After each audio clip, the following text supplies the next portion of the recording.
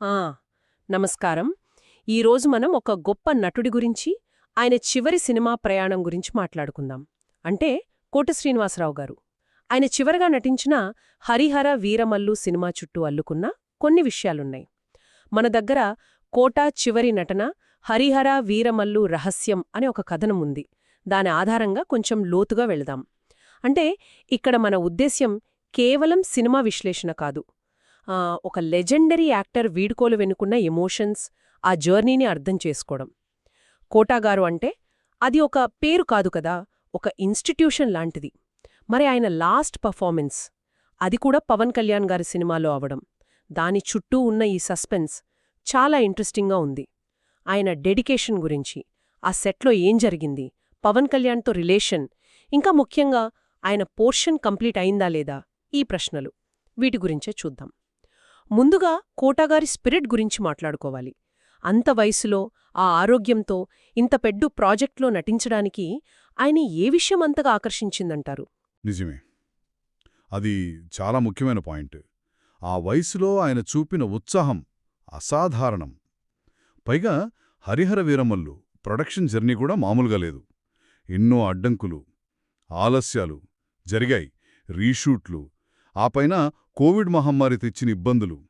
ఇన్ని ఛాలెంజెస్ మధ్య ఒక సీనియర్ మోస్ట్ యాక్టర్గా ఆయన ఎలా నిలబడ్డారు, ఆయన కమిట్మెంటు, ఆ ప్రొఫెషనలిజం ఇక్కడ కనిపిస్తుంది.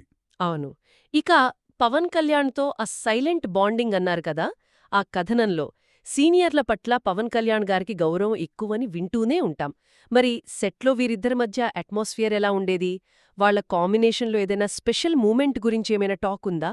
ఆ ఖచ్చితంగా. వాళ్ల మధ్య ఒక పాజిటివ్ వాతావరణం ఉండుంటుంది. పరస్పర గౌరవం అనేది ముఖ్యం గదా. కథనం కూడా అదే చెప్తోంది. మాటల్లో చెప్పలేని ఒక అండర్స్టాండింగ్. అంటే ఒక సీనియర్ నటుడు అనుభవం, ఒక స్టార్ హీరో డెడికేషన్ కలిస్తే ఆ కెమిస్ట్రీ కొన్ని సీన్స్లో కనిపిస్తుందేమో. ఇక్కడే అసలు పాయింట్. ఆ కథనంలో అసంపూర్ణ సింఫనీ అని వాడారు. అంటే కోటగారు మనల్ని విడిచి వెళ్లారు కాబట్టి ఆయన పాత్రకి సంబంధించిన షూటింగ్ పూర్తయిందా లేదా అని డౌటొచ్చింది. అదే ఇప్పుడు అతిపెద్ద మిస్టరీ, ఎమోషనల్ పాయింట్ కూడా.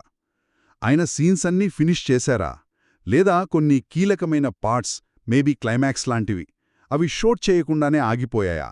ఈ సైలెన్స్ వెనుక డైరెక్టర్ క్రిష్ గారికి ఇది క్రియేటివ్గా, ఎమోషనల్గా ఎంత పెద్ద ఛాలెంజ్ అయ్యుంటుందో ఆలోచించండి. ఇది కేవలం టెక్నికల్ ఇష్యూ కాదు, ఒక లెజెండ్కి సరైన ట్రిబ్యూట్ ఇవ్వాల్సిన బాధ్యత కూడా. మిగిలిన ఫుటేజ్తో ఆయన పాత్రకు ఎలా జస్టిస్ చేస్తారు అనేది చూడాలి. అంతేకాదు, సినిమాలో ఆయనది ఏదో చిన్న సపోర్టింగ్ రోల్ కాదట, కథకు చాలా చాలా కీలకమైన పాత్ర అని వినిపిస్తోంది. అవును, ఆ రూమర్ నిజమైతే ఈ చివరి నటనకున్న వెయిట్ ఇంకా పెరుగుతుంది. ఆయన క్యారెక్టర్ ఏంటి? ఒక గురువా, మెంటారా, లేక స్టోరీని టర్న్ చేసే క్యారెక్టరా? ఏదైనా సరే, ఆయన చివరిసారిగా పలికిన డైలాగ్స్కి, ఆయన ఎక్స్ప్రెషన్స్కి ఇప్పుడు ఒక స్పెషల్ మీనింగ్ ఉంటుంది. ఆయన లేని లోటును కథలో ఎలా ఫిల్ చేస్తారు, లేక ఉన్నంతవరకు తీసిన సీన్స్ని ఎలా వాడుకుంటారన్నది సినిమా ఫైనల్ అవుట్పుట్ని డిసైడ్ చేస్తుంది. ఇది ఖచ్చితంగా ఎడిటింగ్ టీంకి చాలా పెద్ద బాధ్యత. కత్తిమీద సాము లాంటిదే. నిస్సందేహంగా. ఇప్పుడు కోటగారు కనిపించే ప్రతి ఫ్రేమ్ అది చాలా వాల్యుబుల్. ఆయన నటనకు ఎక్కగా భంగం కలగకుండా, కథ ఫ్లో దెబ్బతినకుండా ఆ ఎమోషనల్ ఇంటెన్సిటీని కాపాడుతూ ఎడిట్ చేయడం అది మామూలు టెక్నికల్ స్కిల్ కాదు. ఒక రకంగా చెప్పాలంటే ఒక ఎమోషనల్ పూజ లాంటిది. బహుశా వాడని టేక్స్ ఏమైనా ఉంటే, లేదా ఆయన ఇంప్రొవైజ్ చేసిన షాట్స్ ఏమైనా ఉంటే అవిప్పుడు ఇంకా విలువైనవి అవుతాయి. హిస్టరీని క్రియేట్ చేయడం లాంటిది. చివరిగా ఈ మొత్తం సిచ్యువేషన్ సినిమా మీద, ఆయన లెగసీ మీద ఎలాంటి ప్రభావం చూపొచ్చు అంటారు? చూడండి, హరిహర వీరమల్లు కేవలం ఒక సినిమాగా మాత్రమే ఉండదు.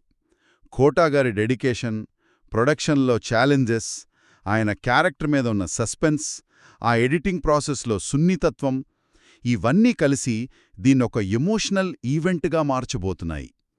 ప్రేక్షకులు దీన్ని ఒక దిగ్గజ నటుడికిచ్చే నివాళిగా చూసే అవకాశముంది.